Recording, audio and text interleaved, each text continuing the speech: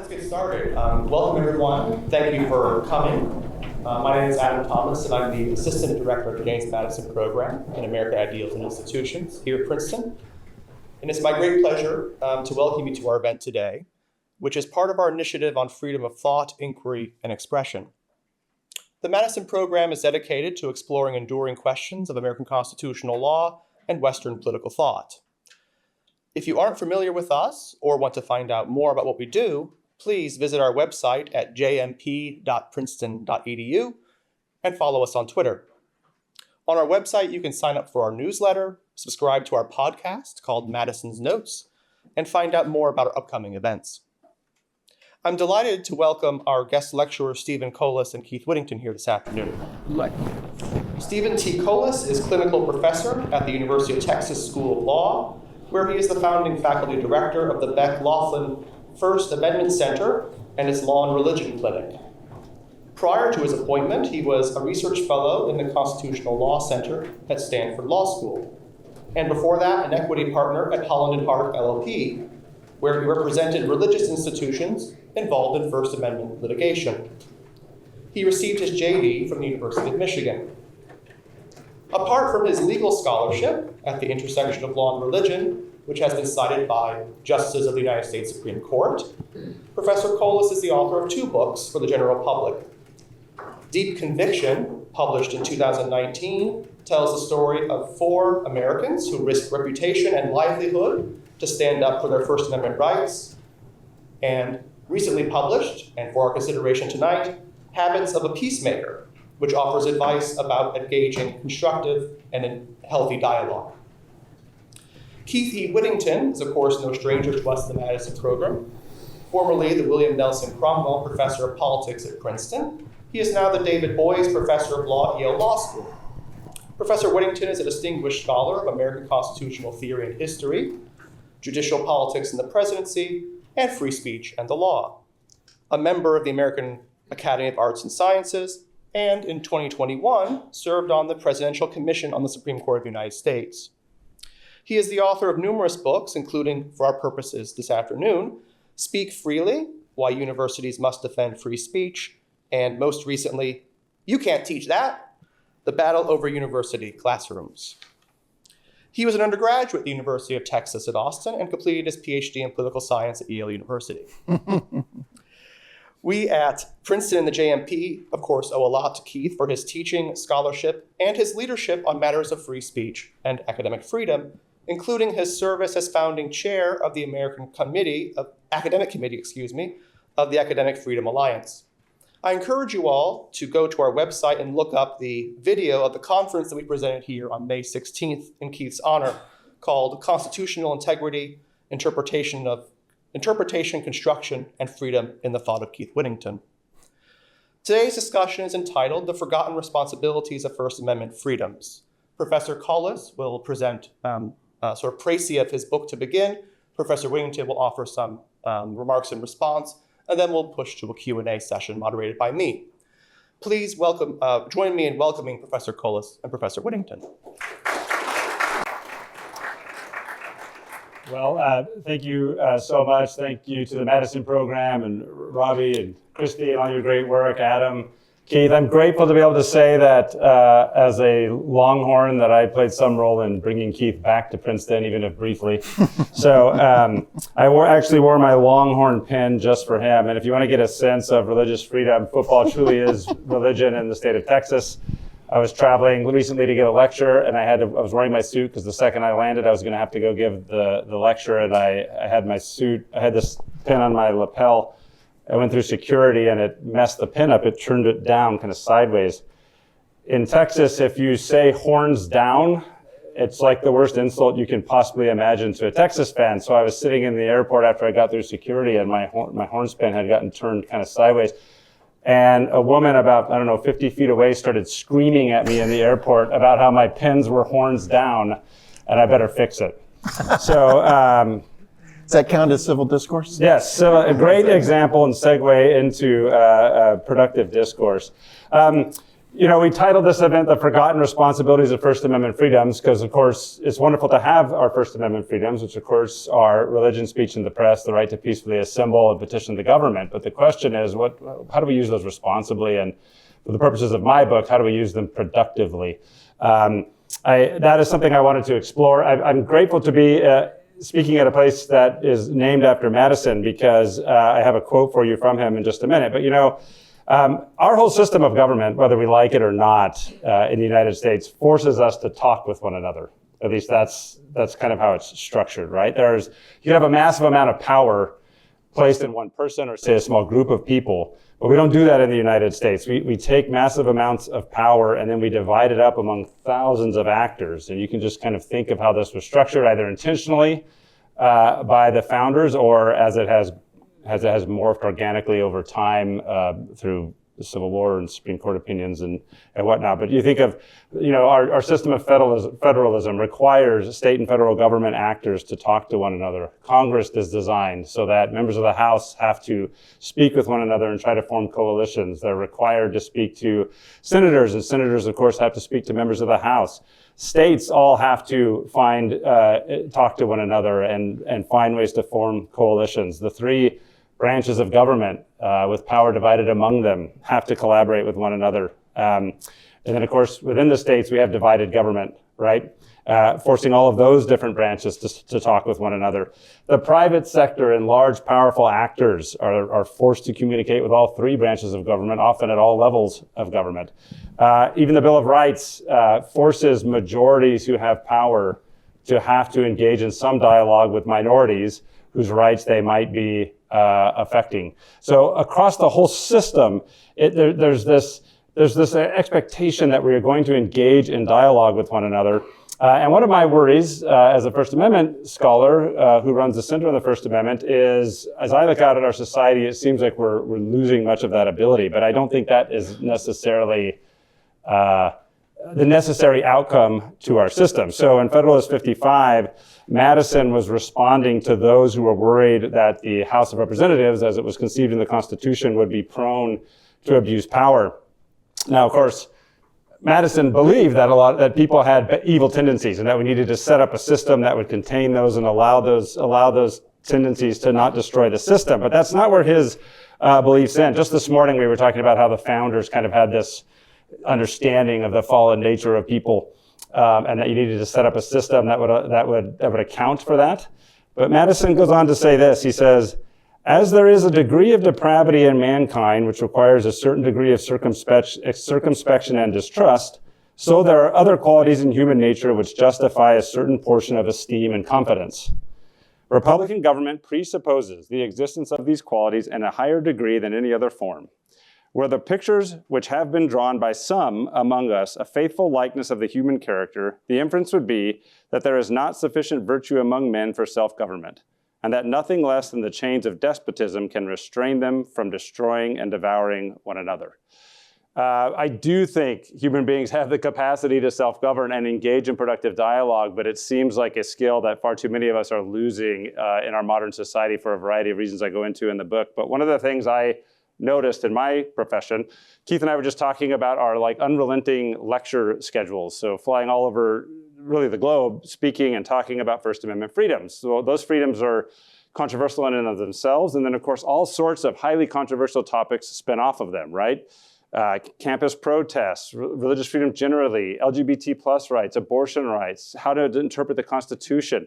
I mean, these are hot button controversial issues. And yet, as I travel around the globe speaking with people about them and engaging in discussions with people like Keith and other colleagues, many of whom I have very deep disagreements, we're able to have productive discourse.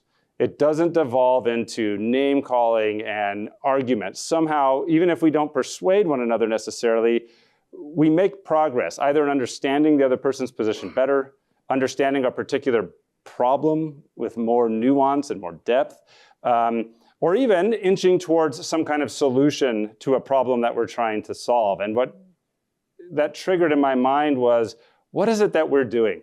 What are the habits we are engaged in that are allowing us to have these productive conversations that it seems like much of society is losing out on it, is not engaging in these habits. So I started to really analyze it, try to identify what the habits were, and then find science-backed research that shows why these habits are effective. So this book is not really a philosophy-based book so much as it is habits that science has proven are effective habits. So here are 10 habits that I found were most prevalent. If you want to know why they're called habits, because the astute observers among you will note that they actually are not habits.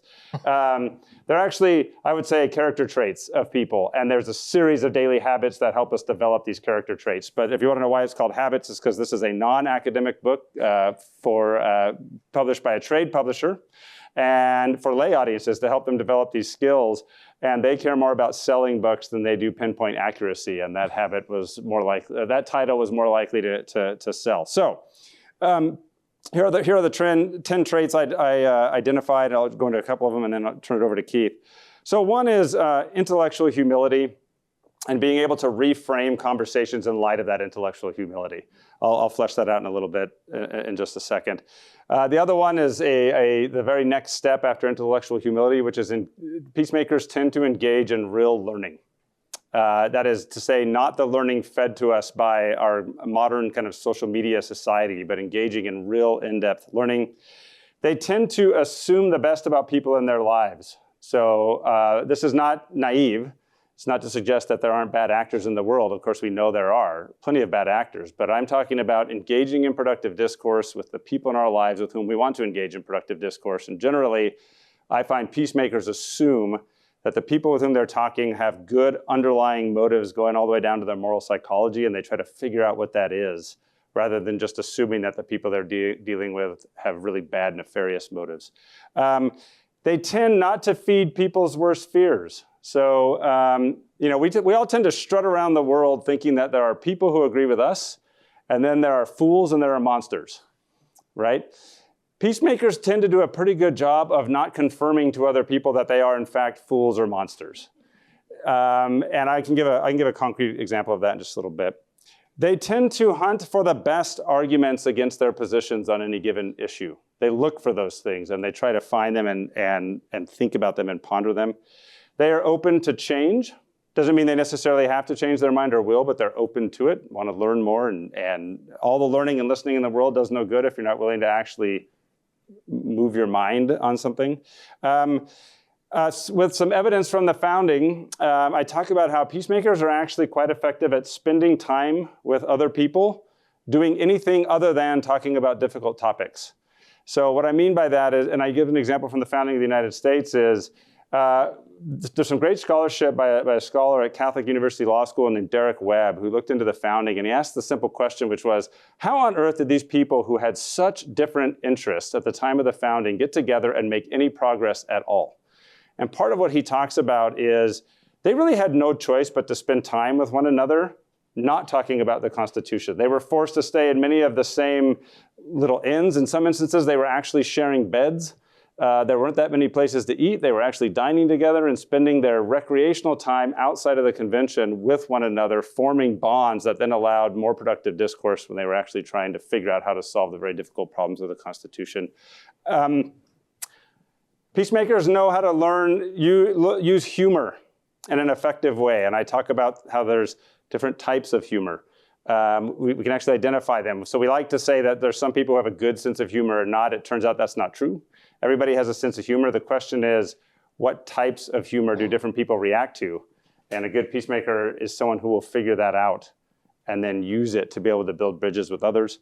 Finally, the second to last trait I identify is peacemakers tend to be people who have established some sense of inner peace with themselves, and they do that through spiritual practices have been proven to be helpful for that. But if you're someone who's not spiritual, other practices like meditation, journaling, using breathing techniques, therapy in some instances, and I kind of go through all that.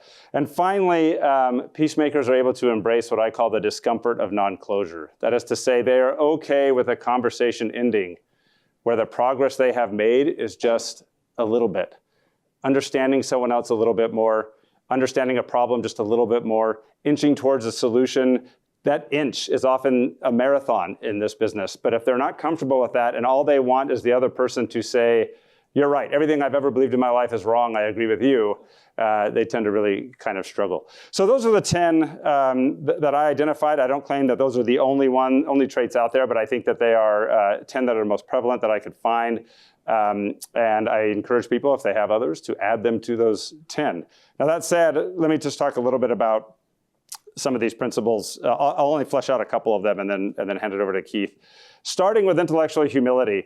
I was just talking to one of the fellows in the Madison program this morning about her dissertation into Augustine and humility. And I don't base this on a philosophical understanding of humility. I look at it more through some recent research by various cognitive scientists talking about what they call the knowledge illusion, which is that most of us strut around this world thinking that we actually understand the world and have a pretty good grasp of things.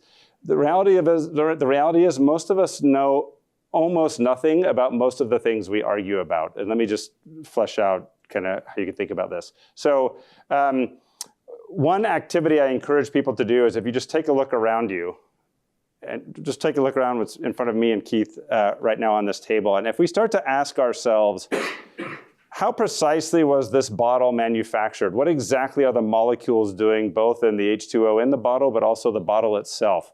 What are all the economic regulations that had to go into play to make this bottle sit right here, right now? What is the atmospheric pressure doing to affect this bottle?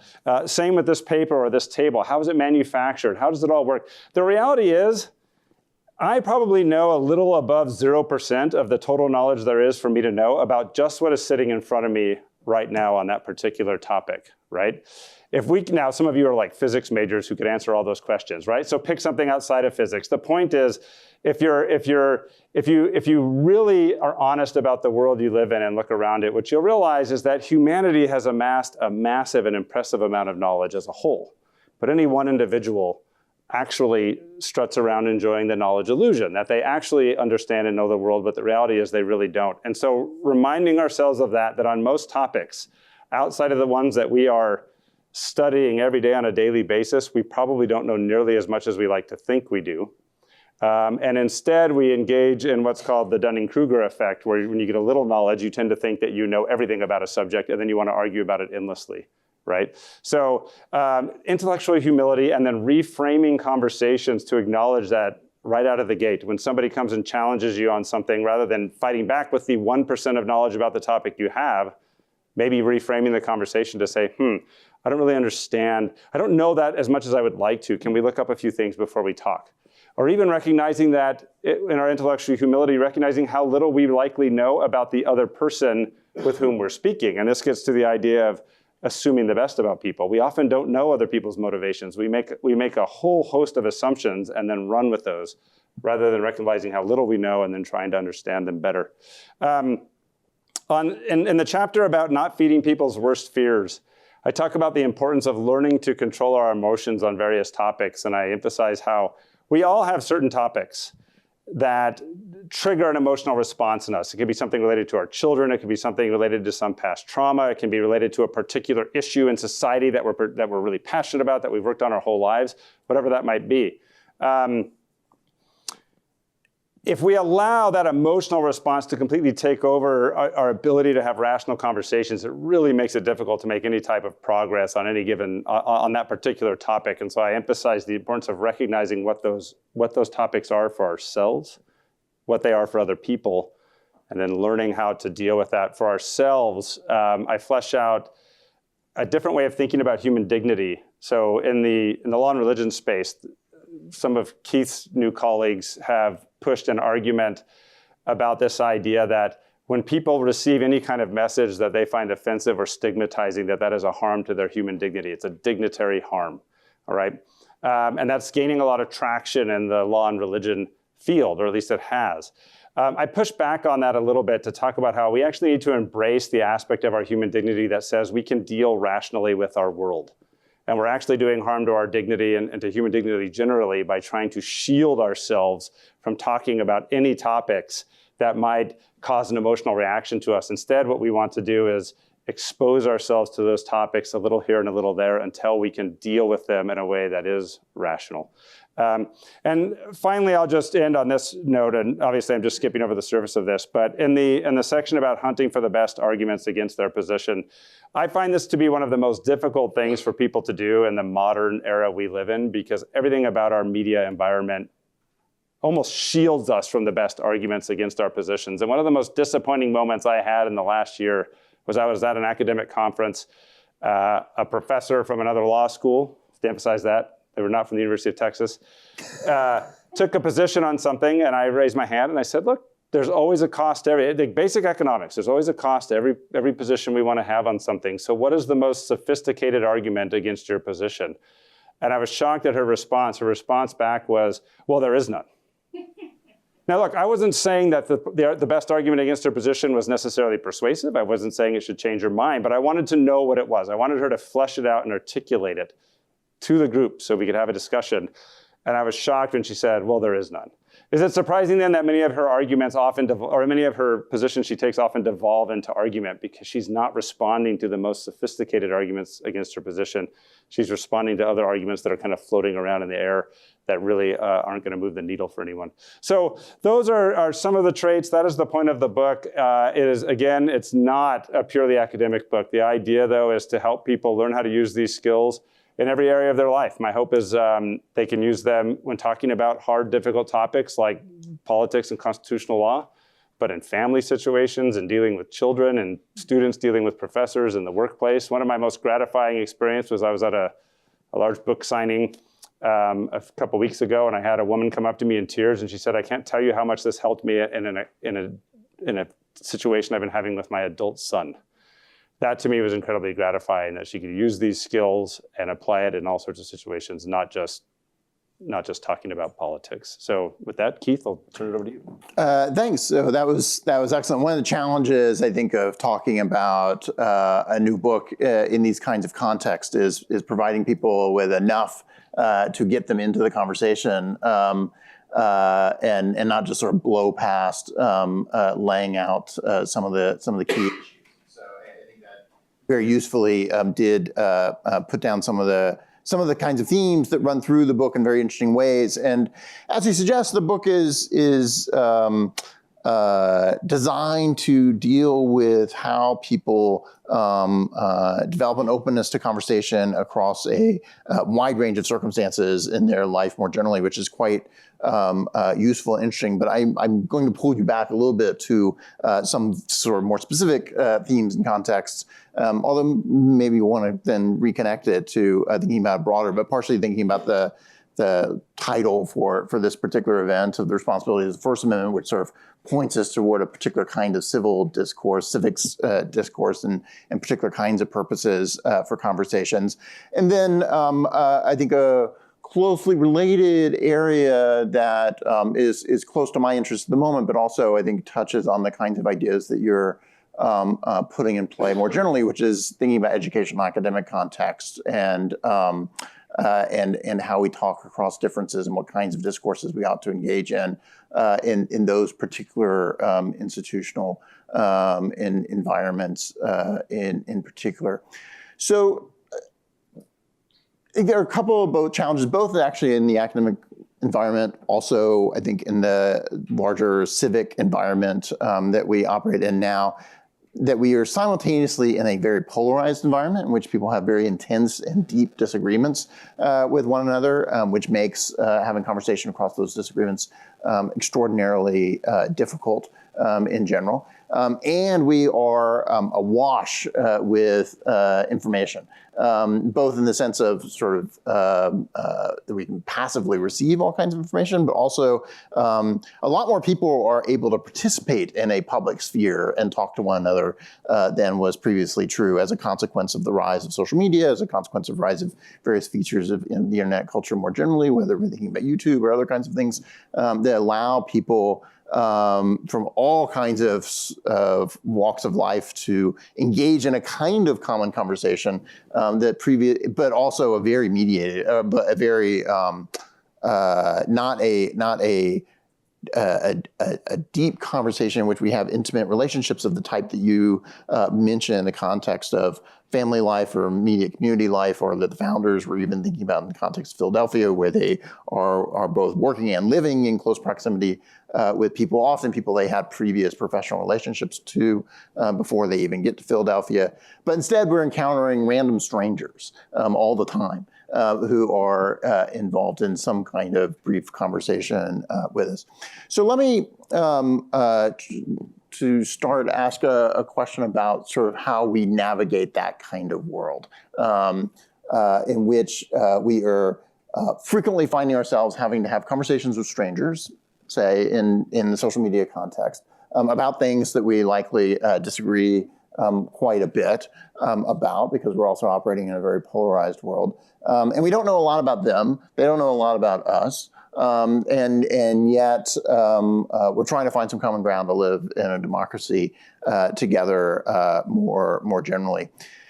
What do you take to be our sort of responsibilities as a reasonable citizen of a liberal democracy in trying to deal with our fellow citizens broadly? How much do we have to take them all seriously? How much do we have to actually try to engage them all? Or is it okay to sort of set some of them aside and say, those people aren't worth talking to, those people aren't worth listening to necessarily? And if so, how do we make those judgments about who do we have an obligation to engage with in a very serious way? And when do we not have that kind of obligation? And instead, we might be able to say, that person's not worth further attention and not worth our time and effort to try to engage with in a more serious way. Yeah, so you actually started your question off with a phrase. You said people that were having to have these exchanges, which implies some need or necessity to engage in these. No, we can all just walk away from any internet exchange we're having with anyone. And I think that's actually probably the most important skill that we can engage in. So we don't have to have internet debates with strangers about every topic under the sun. And I would advise that I think that is probably the best advice here, and for a couple of reasons. One, I talk about this in chapter 2 of the book. We know now that there are foreign actors, this goes back all the way to the 1940s. So when Hitler declared war on the United States in front of the Reichstag, he immediately, about 5 days later, he was in a bunker and he was just pontificating. And at the time, the Nazi regime thought that this, was going to be like this kind of prophet of this new world order they were trying to create, and that everything he said was worthwhile and was worth noting down. So there was a lawyer in the back of the room taking notes on everything Hitler said. And Hitler's, one of his arguments is he genuinely believed that the United States, because of its racial and religious diversity, could not possibly stand up against a united Germany, united under, of course, Nazi force, right? So put united in quotes, but that was his belief.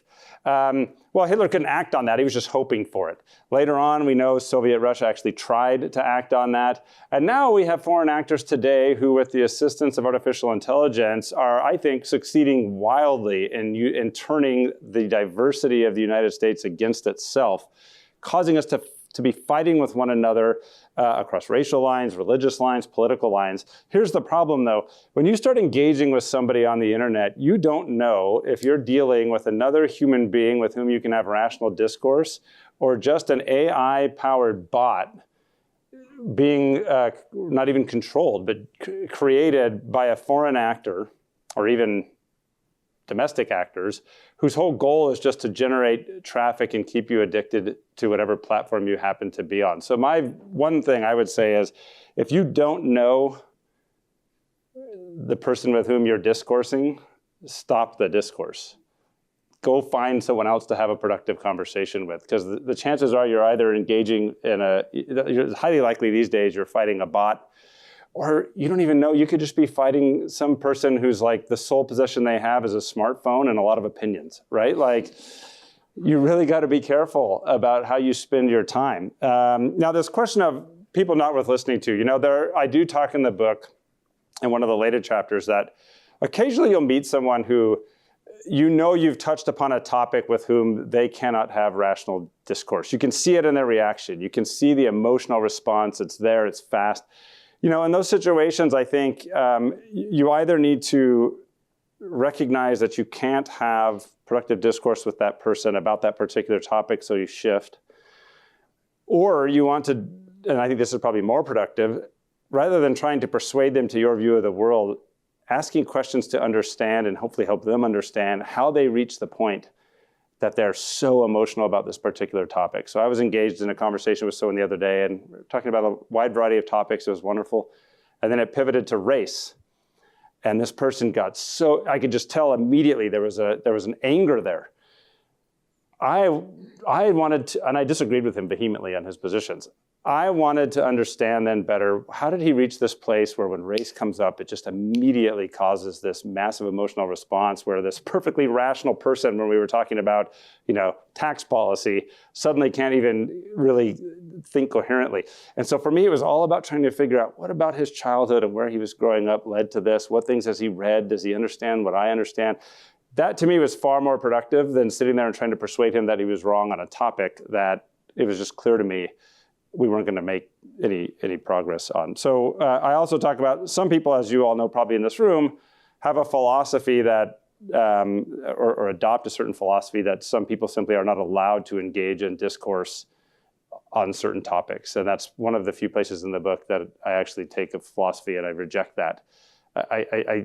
Discourse to me is impossible if we start with the premise that some people simply are not allowed to discuss it.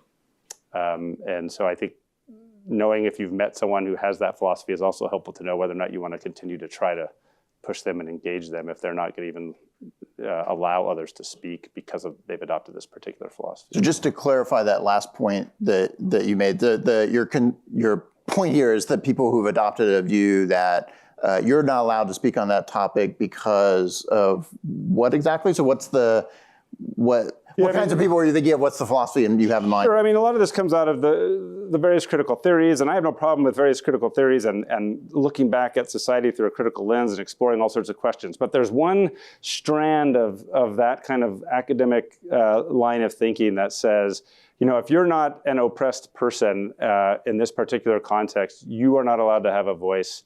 You have to be silent and simply listen to those people that we have deemed to be oppressed. That's where I say, no, that's the part where I think you can't go that far. We have to be able to allow all people to have conversations. But when I meet someone who adopts that belief and believes that, at least I can recognize why it's so hard for me to have a civil conversation with them, because their position is that either I or someone else in the room shouldn't be allowed to state their opinion on this particular topic. I actually think those people who actually understand it and embrace that are few and far between, but I do think they exist, and it's important to realize they exist. So in particular, something that the way you phrased it more than the substance of what you said made me think about this. And so I want to, I guess, press you a little on how you do think about this, right? So it used to be, and this goes back quite a while, where people were offering such advice, but it used to be kind of a standard a bit of social advice, is that you shouldn't talk about politics, religion, and mixed company, right? That you go out in the world, you go into a workplace, you go out into a social setting. There are certain topics you don't raise because they're just going to cause fights, and better to avoid those topics in order to smooth your relations with other people. This is actually a very common kind of advice you'd get in sort of, the 150 years before your book of sort of business advice, trade books type things, which have existed for a very long period of time, in which if you're a young man entering the business world, people would say in books written in the 1880s, for example, don't ever talk about politics and religion because otherwise you can't get the deal done. Talk about business or whatever else it is that you have more commonality with. So how much would you suggest that in our ordinary day-to-day lives we ought to be embracing that kind of view? There are sort of topics we should be taking off the table when we are in social gatherings, in workplaces, and the like, precisely because those topics are too toxic, too dangerous, going to create too much tension. That the way in which we make peace, in part, is just not talk about certain stuff. Yeah, so I mean, I guess the underlying premise of my book is to reject that outright. But let me be careful here. I mean, if you're trying to get a deal done, by all means, focus on the deal and get it done, right? Like, let's not bring up abortion rights when you're just trying to close the deal with somebody. That said, the premise of the book is not to avoid difficult topics. It's how to approach them. When someone comes at us with a really hot opinion about something, how do we reframe the conversation so that it can turn to a productive direction, right? How do we recognize our own, generate and then acknowledge our own intellectual humility so that we can take a conversation and make it more productive on a given topic? That is the whole purpose of the book. So generally speaking, I do not advise in the book avoiding difficult conversations. I think that's part of the problem we have in the United States is people are terrified to talk to one another. In fact, you and I spoke about, he and I spoke at an event that my center hosted a few years ago. Neither of us could remember what the event was about. But I do remember one thing we talked about was that students on campuses today are far less fearful of their faculty than they are of each other. They're terrified of each other. And in fact, we hosted an event trying to educate students at the University of Texas on their First Amendment freedoms and particularly their free speech rights about 2 weeks after October 7th last year. The two groups of students who came in, both were equally terrified, both had the exact same worries, were the pro-Palestinian students and the pro-Israel students. And they were just terrified that people were trying to shut them down. Nobody really was. But they were so afraid of one another. And when you have that fear, then you just stop talking about anything. Well, that's not productive discourse, right? We have to be able to have these conversations and have them in a healthy way. I do think some level of emotional intelligence means that sometimes you realize when it's appropriate not to bring up these difficult topics. I actually say this in the chapter where I talk about spending time with people and building relationships, that it's my worst habit. So I do not claim in the book to be a master of all of these traits. The idea is that these are things I think we can all develop over a lifetime. The one that I am the absolute worst at is spending time with people doing uplifting things other than talking about hard topics. The reason I'm in this field is because I actually enjoy sitting around talking about all these really difficult topics. It's where my mind goes. I'm just interested in it. I want to have conversations. My experience has been like most people don't feel that way, right? Like most people would rather just watch the game and not talk with Steve about Dobbs, right? So I have to be very careful to remind myself that, hey, if I want to have that conversation with this person, it might be good just to let the golf game play out. We'll talk about it later over drinks or something, right? So I hope that answers the question. Yeah, no, that's very helpful. Let me shift a little bit to the specific academic context and sort of what our responsibilities are as educators, professors in this context. And part it's on my mind because not only because it relates to, I think, issues that arise in the book and in your discussion, but how we're thinking about it, and not only how we're thinking about education more generally, but the fact that tomorrow I have to give a talk in Indiana, specifically about Indiana's new state law relating to a so-called intellectual diversity mandate for state university professors and how they teach in their classes, right? And so one way we might think about trying to approach these sort of divisive issues and increase knowledge in general as educators is to say, in my classes, I should be bringing in all kinds of wide ranges of views. I should be presenting both sides of everything and allowing students plenty of opportunities to see all kinds of disagreements. So we avoid the situation of undoubtedly a professor from the University of Oklahoma who had this view that did not know what the best argument against their own position was going to be. That you want the students to see what the best position is going to be across a wide range of views. And partially the Indiana statute says, not only is that a good idea, that should be a mandatory idea, that every class that you take in a college ought to offer a whole buffet of different views on any kind of contested idea that's relevant to the subject that you're teaching at the moment. And a professor really has an obligation to bring all that to bear for students in that kind of context. From your perspective, is that a necessary job that educators ought to be doing in a particular classroom of the part of their responsibility of trying to educate students and how they go about doing it in this context in which there are these deep disagreements is bring all the ideas into the room and have students see the wide array of divergent approaches and perspectives and arguments and navigate them all? Or is it reasonable for professors to say, no, we're taking a bunch of that stuff off the table. I'm going to be much more focused and specific. There's a whole set of views you're not going to get in this class, and we're going to narrowcast to a much greater degree.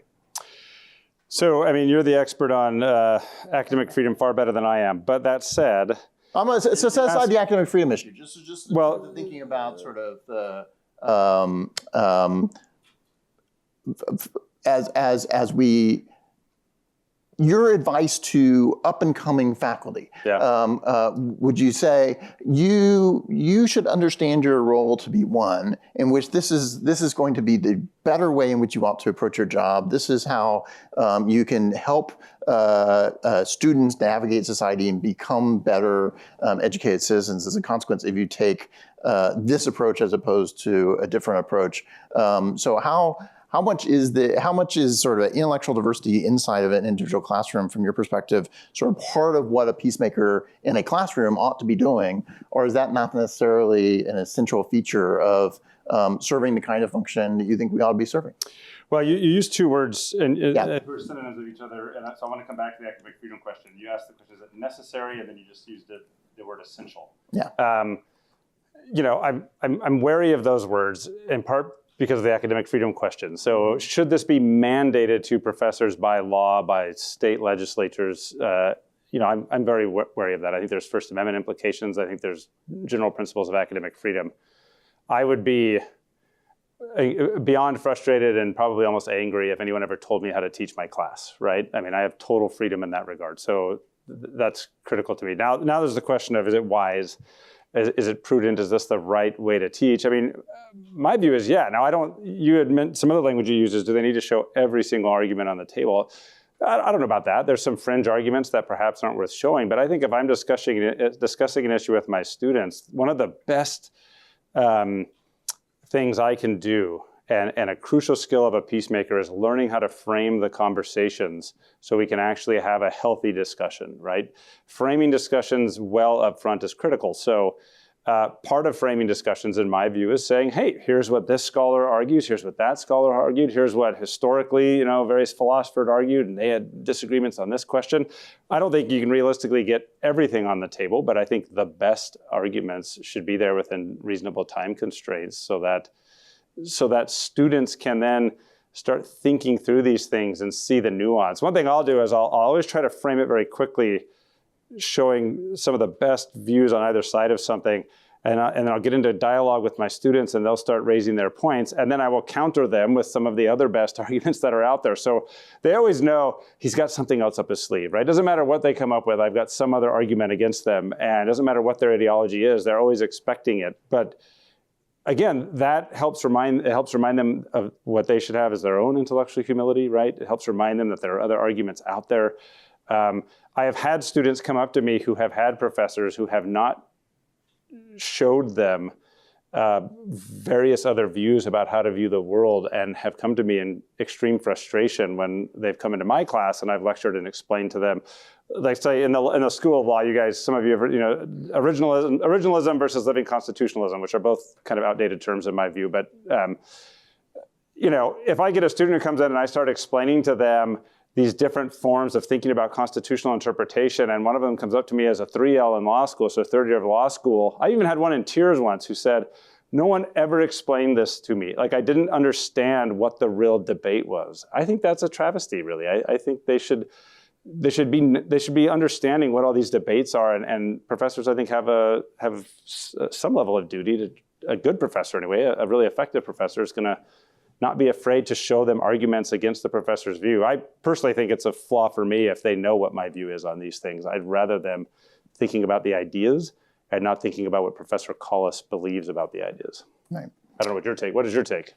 To put the pressure on you a little bit. Yeah. So I think it depends a little bit on the nature of the class, right? And so part of my concern about the Indiana statute, and I think it's sort of from an outsider's perspective, looking at higher education, I totally understand the concern of saying, there's clearly not enough intellectual diversity in higher ed. Ideas are being excluded that ought to be more seriously discussed. So how do we improve on that?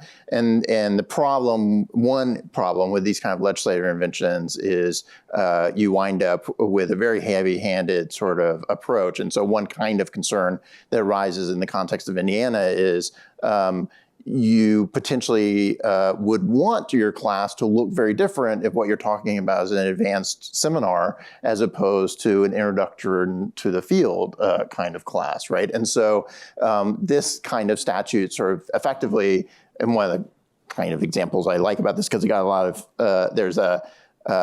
there is a little infrastructure of often primarily right-wing attacks on higher ed and sort of media and activist groups that sort of focus attention on crazy things happening in higher ed. And unfortunately, there's never a shortage of crazy things happening in higher ed for them to call attention to.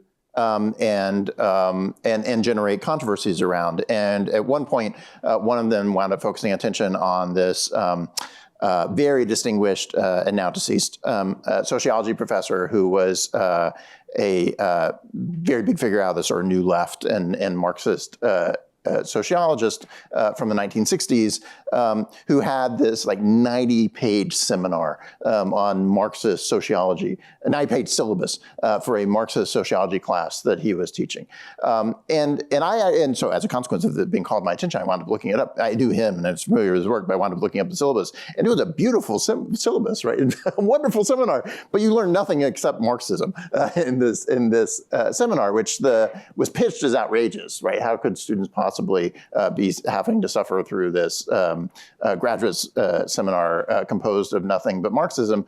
But there are occasions in which you want nothing but Marxism because you can learn a lot and you can get really deep into the weeds of a seminar organized around that. On the other hand, I'd be very concerned if your introduction to sociology class was nothing but Marxism all the time and didn't expose you to a wider range of literatures and debates. And so it depends, I think, a little bit as well as sort of what the purpose of a particular class is and what you're trying to accomplish. And as you know before, right, you necessarily have scarcity of time. And so there's questions about how much can you get students to read? How much time do you have to explore ideas? So you got to make some choices about what's not worth exploring and what's worth exploring. And that's partially a function of the specifics of the class that you're engaged with. I think you hit on something there, which is if it's an upper level course just focused on Marxism and they've already been introduced to the alternatives, then maybe that's great. Right. But as a professor, if I know they've never been exposed to any of the other alternatives, I actually would find, personally as a professor, I'd find a discussion of Marxism kind of fruitless if I don't know what the alternatives are that we're comparing it against. Yeah. So I think professors need to be aware of that if they want to be truly effective teachers and not just what you might call activists. Yeah, I mean, a version of this is, so I had a colleague elsewhere complaining about their own child who is now off at another university, not Princeton, not University of Texas, a much inferior institution of some sort, and in which the student was taking an intro to American politics class, and the way this particular intro to American politics class was structured was around sort of controversies about public policy and ideas. And so some intro to American politics classes are sort of designed as sort of, here's the three branches of government, and let's walk through basic civics. But others are sort of tend to be structured around sort of controversies in politics and what we know about them, et cetera. And so more contestable, opinionated kind of material. But part of what he was disappointed by looking at this professor's syllabus was it ran through lots of ongoing controversies in politics and public policy, but all the material the students were being provided with came from the left. And so it was op-eds written by left-wing writers. It was material coming out of left-wing journals of opinion and the like, and they were getting nothing on sort of what, and some of that was sort of then here's the internal left-wing divisions on certain topics, on certain debates, including on issues about that were primarily left-wing issues. And here are mainstream issues in which you're only sort of getting, here's the center-left perspective and here's the far-left perspective, but you don't get anything from the sort of far-right perspective. And I think he quite properly was sort of disturbed to think this is how the professor is approaching offering that class. They're just not providing students with a genuine range of views and opinions and arguments that are informing how American politics looks today. And given this purpose and structure of that kind of class, that professor is failing in some important ways about what kind of choices are being made and what they're providing to students. And I have actually found students, speaking of the idea of developing peacemakers, I have found students appreciate hearing the sophisticated arguments on both sides. They want to be exposed to that. They want to be able to think through them. They don't want to be, infantilized and protected, and they inevitably, regardless of their ideology, come up and express gratitude for understanding something better, even if they reject it, which I think is great. Yeah, no, I think that's right. I mean, part of what you want, and certainly part of what I want as an educator, is to try to bring students to the best arguments available on the given topic that we're trying to discuss. And as I often tell students, I don't know where they're going to land in terms of the conclusions they wind up drawing. I just hope that they have more sophisticated arguments by the end of the semester than they had at the beginning of the semester. that they know more and they're more sophisticated and they've thought about it more carefully. And then they may come to all kinds of different conclusions, and certainly may come to different conclusions than I would come to about those materials or those issues. But at the very least, I just hope it's better informed than when we started. And in some ways, if we can at least accomplish that in a class, then mission accomplished to some degree. Now this raises another point, and it goes back to my habit of hunting for the best argument against their position. I have been disappointed the longer I've been in academia, the more I've seen how many academics actually fail to do this, especially in legal academia on some of the hot button issues. So there was a video some of you may or may not have seen a year ago, I think, where there was a law professor just blasting a particular philosophy for how to interpret the Constitution, and everything he said about that philosophy was wrong. I mean, it wasn't that I disagree with him per se. It was that he clearly didn't understand it, right? So he was blasting a straw man in front of his students, and I thought, how can he possibly teach these things without digging into the academic literature and truly understanding it and presenting it in its best light? And that's a real risk that I think academics need to have a special responsibility to guard against. Yeah, easy to slip into, and requires real work and effort in order to avoid. But yeah, I agree. It's crucial to what we ought to be doing, that we are engaged in exactly that kind of effort, and hopefully also create an academic and intellectual environment in which it's possible for people to identify when we perhaps accidentally are sparring with straw men, and they can call us on that and force us to think more carefully about those issues that we might not have yet fully understood well enough. But I'm cognizant of time, and so there's a question on the tip of my tongue, but I'm going to avoid it. In order to open it up and get y'all's questions, I know you were going to want to moderate the question asking. Yeah, thank you both. So it's a tradition at the Madison program of beginning the Q&A session with questions from students. Are there any students who would be brave enough to start us off here?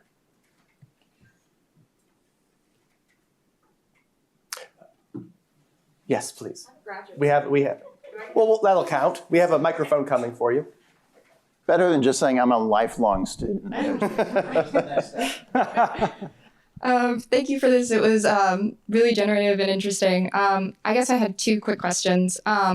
So The first was when there was a conversation about whether we have to engage with others. I think the response was kind of in the context of the internet to say, no, it's if you don't know someone, I think you said, walk away from that discussion because you don't have the right connection. I guess I wanted you to speak more about the duty to engage with others in those communities where you do know people, and maybe even I'm thinking specifically the academic context where you see colleagues or others maybe not living up to, or in your interpretation, your experience, not seeming to live up to the discourse standards. Do you have a duty to keep engaging anyway and to foster discourse and connection? And then my second question was just a recent conversation that came up with friends and colleagues.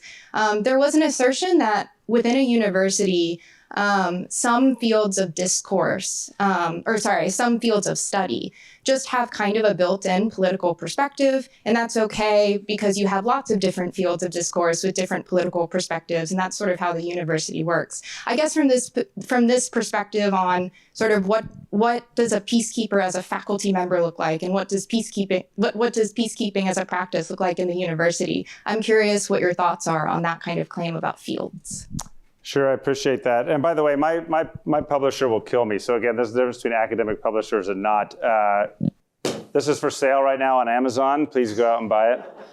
In fact, Amazon's given a 20% off, and the publisher's given a 30% off coupon on top of that, so you can really get a steal now. Now, that said, I address this in the book. I actually talk about a lot of my navigating the academic environment and how we should approach this.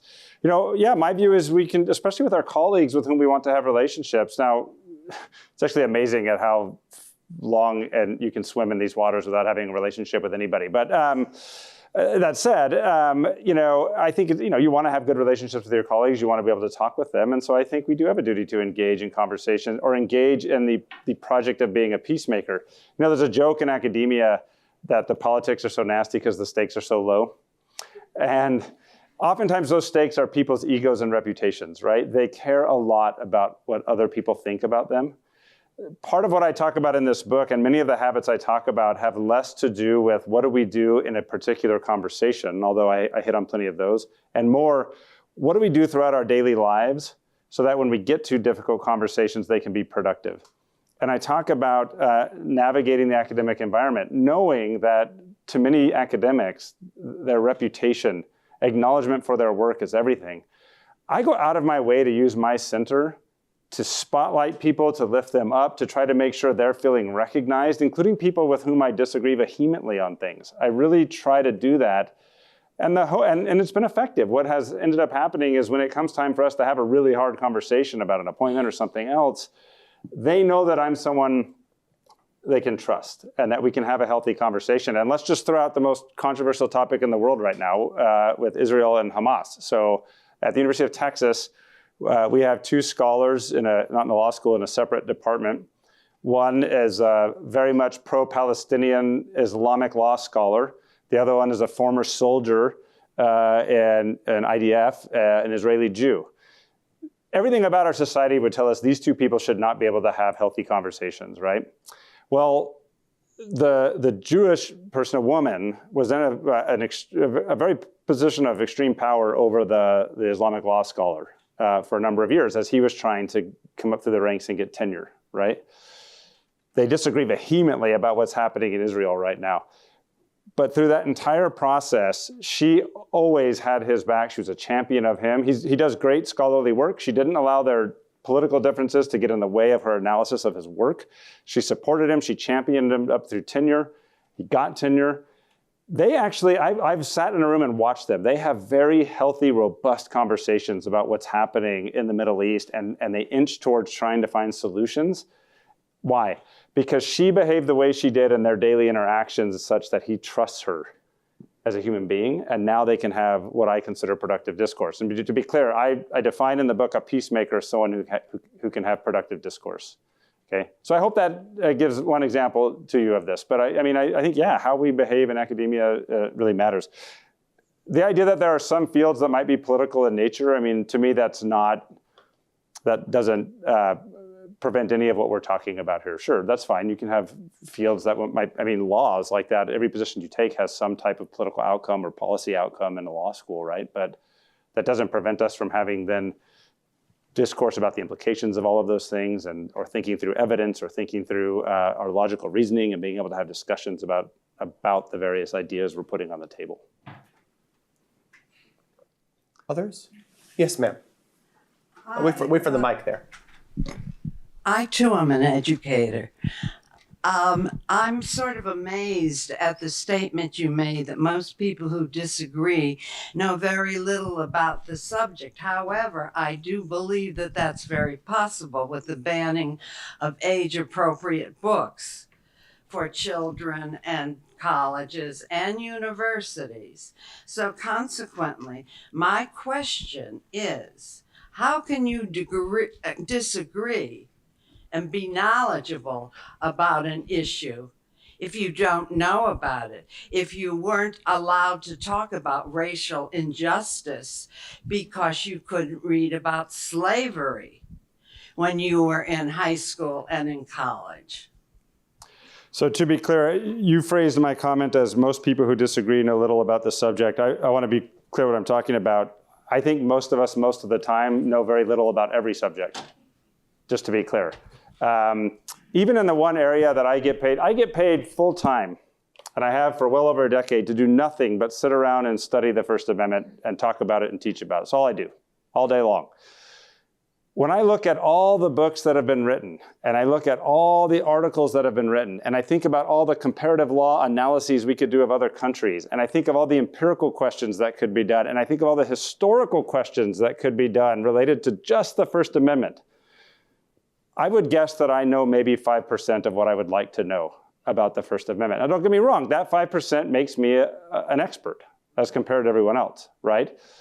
It's a vast amount of knowledge compared to people who don't study the First Amendment.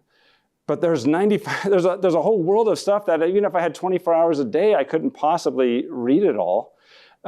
So recognizing how little we know is critical. Now, to directly answer your question, so I think all of us in every situation know far less than we think we do. I think we can have conversations about things. We can even disagree with them. But that recognition of how little we truly know should temper our opinions. It should add more nuance to our opinions. It should make it so that we are a little bit hesitant to state opinions and maybe a little bit more willing to ask questions and understand topics more. I'm completely with you that we cannot be banning books and depriving people of information. We want people to have access to books. We can't recognize our intellectual humility and recognize how little we know and then prevent people access to gain the knowledge that they might need to have productive discourse. So I'm all for that.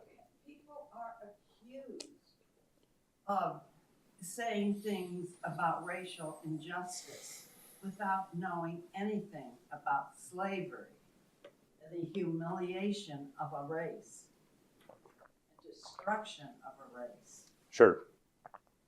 I'm not sure I agree that happens. You're saying that there are people out there who just simply don't know anything about slavery? Who have been the subjects of banning the books and not learning because it might hurt them, might make them feel badly. Yeah. I mean, I'm all against a book banning, but all of this gets to the root problem of we need to recognize how little we know and ask more questions and learn more, and banning books does not help with that at all. So. Yes, here in the front.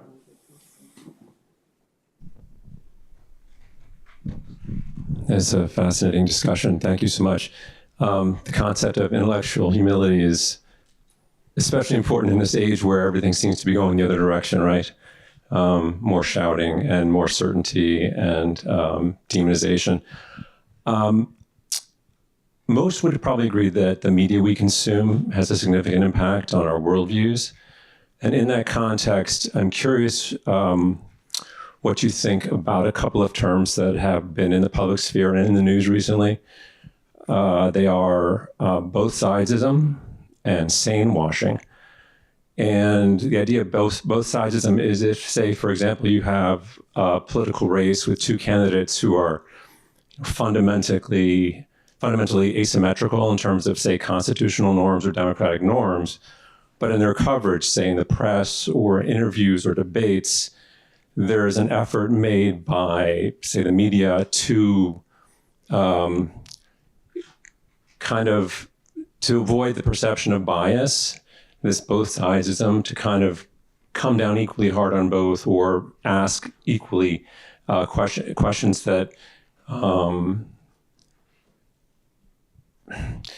I guess what I'm wondering is, what do you think about that idea that is that the right way to go? What do you think about those concepts of both sidesism or sane washing as they are in the media? There's been a lot of complaints I've seen about that recently. Sure. Thank you know, my view is regardless of what I feel or others feel about the media, they are always going to have a bias. I think it's just inherent. People have biases, right? So the question is, what do we as individuals trying to navigate this society do? And I talk about this in my chapter about how peacemakers engage in real learning. We have to recognize there's always going to be a bias from anyone in the media. I don't even think the media successfully could pull off not appearing biased, quite frankly. And so what we need to do is be hunting for sources that have different biases, and at a minimum on any given topic, if we want to understand it better, read from two different sources of equal quality who have different biases, right? I had a fellow at my center who was from Russia. And when the Ukraine war started, what we were all hearing in the United States was Russia was invading Ukraine, right? He had family in Russia that he called, and according to them, Ukraine had invaded Russia. And they were just convinced of it. This is a defensive war. And my initial reaction was like, well, what idiots? How could they possibly believe that? And then I thought to myself, well, how do I know that I'm not being duped, right? I was a little bit more confident that I wasn't being duped because MSNBC and Fox News were reporting the same thing. I feel like if MSNBC and Fox News are saying something, there's at least can't get to 100%, but I feel relatively confident that that thing they're saying is probably true, right? So that's not a direct answer to your question. It's more an answer of what can we as individuals do? I don't think there's a way consistent with the Constitution to somehow control the media or find a perfect formula by which they can engage or not engage in both sidesism. I mean, this came up during the presidential debate, right? If one candidate says 100 lies and the other one says 3, and you point out even 50%, you look like you're being biased. That's a very difficult position for them to be in. I'm not sure there's a solution for that. You may have a better idea than I do, but I think the question is then how do we as citizens respond? I think we have a duty to intentionally go out and find news sources with different views and read them and see where they're reporting similarities and where they're reporting differences so we can parse through and try to get to at least some semblance of the truth. I don't know if you have anything on that. You know, I guess my concern on sort of both these kind of concepts, the both-siderism and the sane washing thing, which plays out, especially obviously in sort of a current electoral environment, but it plays out much more widely than that, including in an academic environment more generally, in which this is often a way of sort of saying there's only one set of ideas that ought to be taken seriously, and the others ought to simply be dismissed and excluded. And you are engaged in a ethical error if you give credence or platform a set of ideas that whoever's objecting happens to object to. There's certainly, I think, a wide array, which goes to this question I asked early on, right? It's sort of how do you sort of identify the people that are not worth talking to and the ideas that aren't worth engaging in, even when you want to be open-minded and broad-minded, but we're awash with information. We have to make choices about who to talk to and about what kinds of topics. And one of the challenges of politics, and I think media coverage of politics, is you can't control that space. Right, and so it's one thing to make your own determination about that as an idea that is so cockamamie, it's not worth respectable attention, and yet society may find itself disagreeing with you about that and elevates that idea to such a degree that then you say, okay, well now I got to take it seriously because everybody else is taking it seriously, and you got to talk about it. You can't pretend like half your society is not actually engaging with those sets of ideas, those sets of people. And the like, and it forces you, I think, to adjust to what the world around you actually looks like, and to engage with a kind of civic discourse in which you may think this is not the discourse we ought to be having, and yet it may be essential and necessary that we in fact have this discourse nonetheless, just given the facts on the ground. And like I said, I think there's a similar phenomenon that occurs even in an academic context in which there's a real desire by some to sort of say there are certain ideas we just shouldn't be talking about in academia because it would be better for us intellectually or perhaps even politically if we just ignored them and excluded them. And obviously, to some degree, you have to make those judgments, right? There are some ideas that should be effectively excluded from academia because they're not serious enough to be worth talking about at greater depth. But again, this question of humility is one about we ought to be cautious in making those judgments and somewhat open-minded about the fact that people might disagree with us about where those boundaries are and what are the reasonable ideas. And it's hard to preserve simultaneously an actual set of commitments of your own while also being open-minded to the fact that other people are going to disagree with those, and you have to make space for the possibility you might be wrong.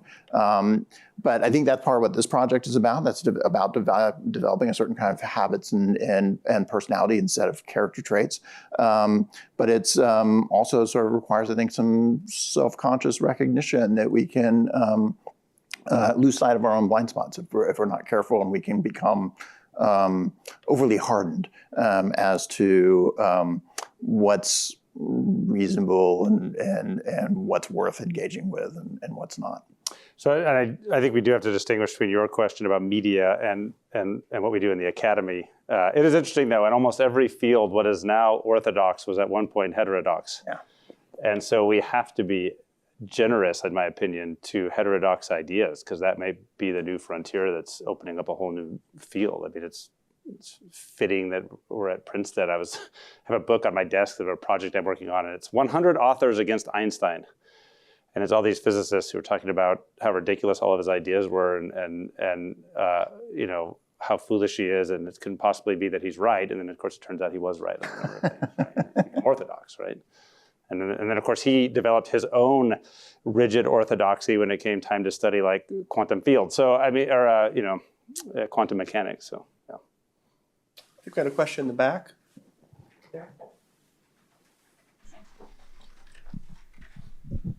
Thanks. The question is sort of, you know, in education, so one of the challenges when responding to this flood of information is to withdraw and not engage, or the others to come to, you know, quick judgments. And part of what I think your project involves is sort of how to come upon judgments that we're making judgments all the time. How do we make them carefully, thoughtfully, and be open to them? So as an educator, how do you view sort of in a classroom or some other setting with your friends, how transparent should you be about where your current set of judgments are in conversations? Is that a helpful way to interact? Or is that, you know, if you're in a classroom teaching something, you say, this is how I come at this.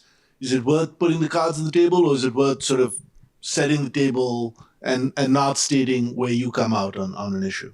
So if you're an educator and he's an educator and I'm an educator, we can all share our views on this, because I think reasonable minds can certainly disagree. I personally have taken the view that it is the best compliment I get when a student comes up to me at the end of the semester and says, I really can't tell quite how you feel about this beyond what you've written. I mean, I can tell from some of my writings and scholarships where I come down on things. There's a whole lot of really complex issues we discuss related to First Amendment freedoms that I show them lots of arguments and debates. We go back and forth. One person, what is the best compliment I ever got, and it was in a glowing review of my course, said something like, Professor Collis is equally hard and difficult on everyone in the room, no matter their view, right? Like, I challenge everybody constantly. I see that as my job, and they leave, and then they're often not sure what my views are. I personally think that's more effective. I think it's more effective pedagogically, but I also think it's more effective in terms of the student experience in the broader academic environment. And let me tell you what I mean by that. I have colleagues who are very active on Twitter, and you can tell their politics from 5 minutes of looking at their Twitter account. We have students then with different politics who are afraid to take their classes, right? They're so vocal about their politics that people feel like I couldn't possibly go in there and disagree with them. Now, I'll just tell you, those students are wrong. These professors, these colleagues of mine are fair-minded and would treat people who disagree with them fairly, but the students don't know that. All they see is what's happening online, and they think, this person is so biased one way or the other, I can't take that class, and they go find someone else to take that particular subject. that to me is a problem, and I don't think it's a healthy one, but I'm open to disagreement on that. Yeah, no, I mean, I think there are people who can be very effective educators who have strong commitments, and they're pretty explicit about what those strong commitments are to students in the class. I think what's crucial, even in that context, is that you are open to criticism. You aren't trying to shut down genuine dialogue and exchange, even in those contexts. So sometimes it makes sense to sort of say, hey, look, let me put my cards on the table. Here's where I'm coming out on this, and here's my reasons for doing so. But the goal, hopefully, in a classroom is not to say, and you're not allowed to disagree with me on that, or you're not allowed to criticize me on that. We're going to shut down any conversations that start poking on that very much. I think I vary some depending on the specifics of the class as to how much I'm in this mode of students don't necessarily know where I'm coming from or what my own views are, as opposed to they do. I've done some classes where that's much more how I teach, and students seem to walk away with that impression. In other cases, that's not sort of how I've oriented myself to those individual classes. But I think one thing I have become somewhat more self-conscious about over time, and I don't know if it's me that's changing or sort of my sense about the students that have changed more in this regard, is trying to emphasize to students part of what we're trying to create in a classroom space. That the point of having these conversations in class is that these are difficult issues, and we are all just trying to work our way through them. Some of them I may have worked out views about, others I probably don't, frankly. And there are moments in time I certainly didn't, right? And so we're all, and part of what I want students to come, who are often encountering those issues for the first time, is I want to hear what they're thinking, but none of us, and certainly my attitude about those students, but also I think it's important to emphasize to the students themselves about how they think about their fellow students, that they should appreciate that everybody's just experimenting with those ideas in that moment. And so it's okay to have tentative thoughts about ideas, and then you don't want your fellow students to be rushing out and telling everybody, can you believe what that guy said in class, as if it's like their worked out deepest commitment. That we need to be able to maintain classrooms as being spaces where we're trying to think things through. And as a consequence, we should have a lot of charity toward one another about how well we do that, what kinds of mistakes we're making in the process of doing that, and to try to make space for people to change their mind, to make mistakes, to develop commitments, but also back away from commitments, even over the course of a semester. And I will say, there's some areas where it's obvious what if I've taken a position on a particular issue, and I do what you just said, which is, and I do what I do in here, is I welcome disagreement. I want to hear what you think. Maybe I was wrong. Let's talk about it. And I try to make the students feel as much at ease as possible with throwing their ideas on the table. And something else you said I like, in the areas I teach at least, these are problems humanity's been trying to figure out for millennia. And so I tell my students that, these are really complex problems humanity's been trying to solve. Many countries of the world haven't even come close to solving them. So we're not going to figure them out today. It's okay to try ideas. Let's bounce them off each other, and let's see if we can inch towards conclusions. And that usually puts them at ease and helps them feel like they can express. One of my favorite things is when a student comes in 2 weeks later after a particular discussion and says, I was thinking more about that particular issue, and I've changed my view a little bit. That is just the best thing for me to hear. I just love the fact that they're thinking about it after the class, they're listening to what their classmates are saying, they're doing more readings, they're talking about it with others, and they feel comfortable then coming in and saying, I've nuanced my view, or I've changed it a little bit. So. I've nuanced my view. That's usually what I say when I say something wrong in the last lecture. Yeah, you're like, have you more nuance? I realized I said this thing last time, and I've nuanced my view. Bridget, you can go next. Wait for the mic. This might sound facetious, but I don't mean it that way. Do you think that Socrates had the habits of a peacemaker? To some degree. Not all of them. Kind of a raving madman, I mean, according to some theories, right? But to some degree, yeah. Although I think, arguably you could say Socrates, so there's some research I talk about in the book where you talk about asking people questions about their beliefs. And there's research that shows if someone comes in with a strong opinion and you ask them questions about what are the implications of your opinion? Let's map out, you have a particular opinion about a social issue. Let's map out, if we were to put that into place, what will happen. That actually has the effect of getting them to soften their opinion, okay? Because they'll start to think through the implications of it. They'll start to realize maybe they don't know as much as they thought they did, and they need to know more before they can actually map it out. The same research shows, though, that if you ask them to justify their opinion, they'll get defensive and angry. So the Socratic method and Socrates himself could be helpful in some scenarios, but probably horribly destructive in others if you're trying to have productive discourse with people. Other questions? Yes. Can you wait for the mic? I'm sorry.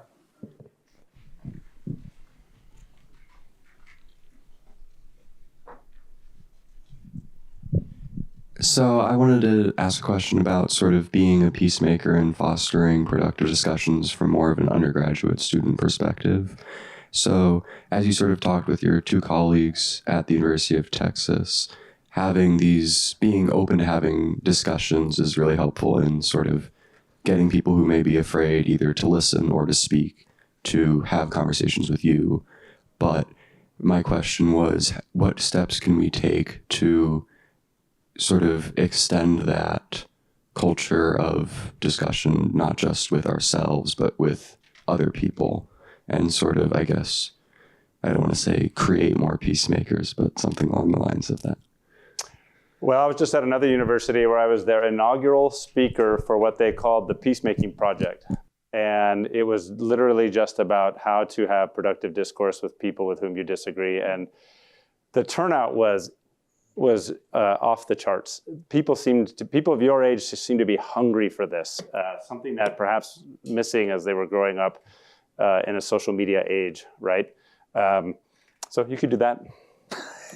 Start a new chapter of the Peacemakers Project and bring in people to model this behavior. What's funny is those two professors, the one Islamic law scholar and the Jew, the Israeli Jew, I told them, I was like, hey, we should have an event where you two model how to have a healthy conversation about what's happening in Israel. And their response back was like, have you ever actually seen two people from the Middle East have a conversation? They're like, we actually think it's a lot of fun and we're enjoying each other's company, but it looks to outsiders like an argument. So they won't do it. Other questions? Yes. In the back first, then we'll go one row down. I'm not sure if the content of this question exactly would be covered in your book, because I'm assuming there's a general premise with this concept of peacekeepers that both parties are able to think critically and form opinions. But I wanted to ask about your own opinion in relation to the power imbalance between students and teachers that increases when the students are much, much younger, and what you think about the place of politics in the classroom, if it shouldn't be allowed, if it's impossible to take out. Can you teach history and science without a lens of bias, and how you would address that?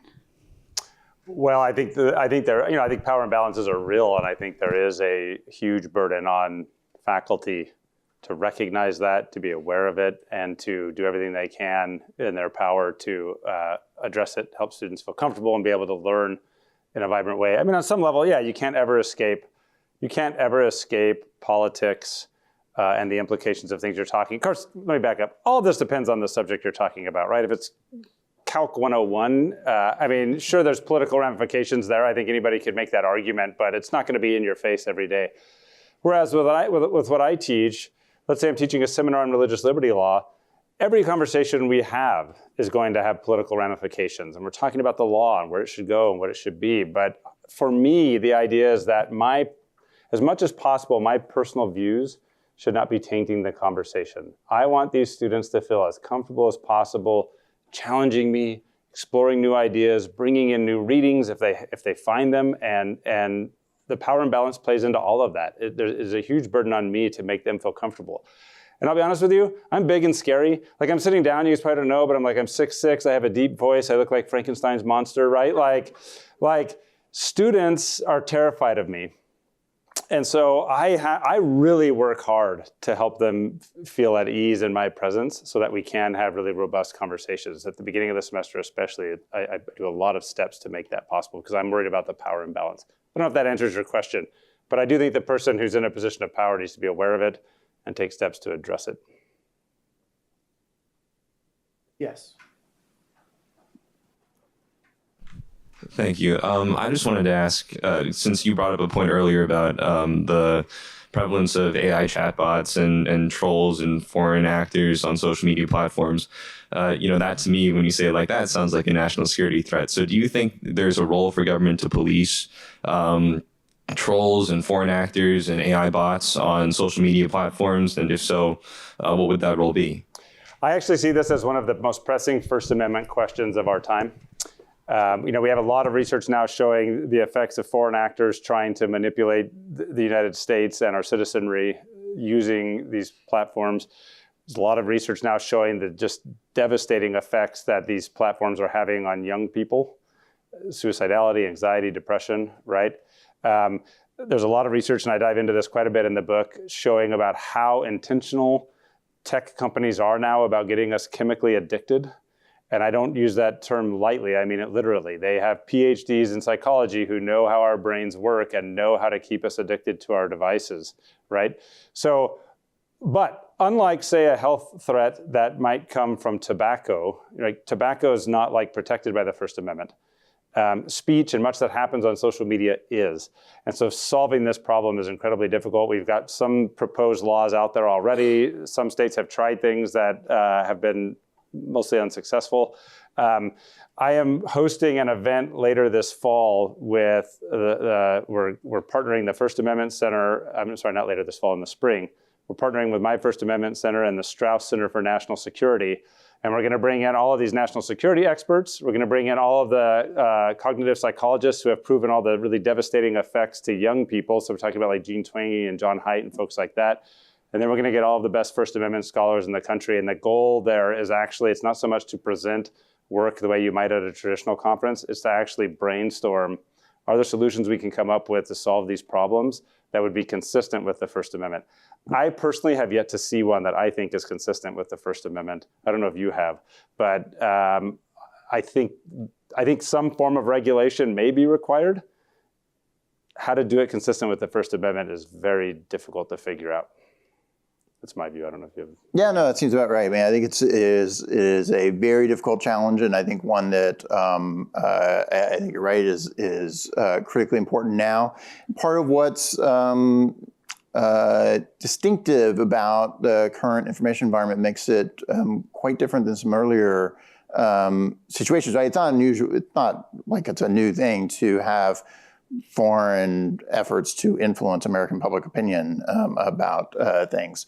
Part of what's different, though, is that so much of our environment in which we engage in common conversations and learn information are now global platforms that are explicitly designed to be open to massive communities of people across the globe to participate in together. And not only is that a challenge for us in the United States, but it's a massive challenge for other countries as well, including much more autocratic countries than ours, right? And so from their perspective, right, a massive problem to have influence of these kind of global platforms in which you can have all these pesky Americans talking to people in their countries, and they take very different approaches to how to deal with that than we do, right? And so they, in many cases, prevent these platforms from operating in their countries. They try to create alternative channels that are much more closed and restricted. And so it's a challenge, I think, for societies across the globe to try to figure out how do you deal with this kind of global conversation that's occurring, and that creates genuine societal pressures, but it also creates some serious political pressures.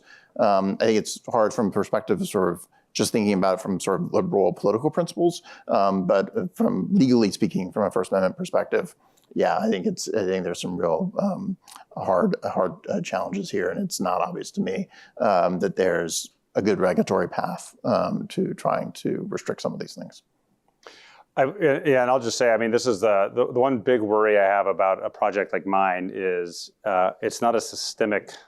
This doesn't provide a systemic solution to some of what ails our society and our lack of ability to have productive discourse. This is meant to help individuals figure out how they can navigate this world and at least put the principles into practice in their own lives. But it doesn't solve all of the problems that are, or all of the causes of the problems in the first place. And there's a lot of people working on that, and I encourage them to continue to work on it. I am adamant that it needs to be done within the norms and traditions of the First Amendment. But how we do that is there's a major collective action problem, and how we do it is, I think, something that I hope someone can figure out. Most likely a group of people using the skills of productive discourse. Thank you. It is 6 o'clock, so we have to wrap things up there. Please join me in thanking our panelists.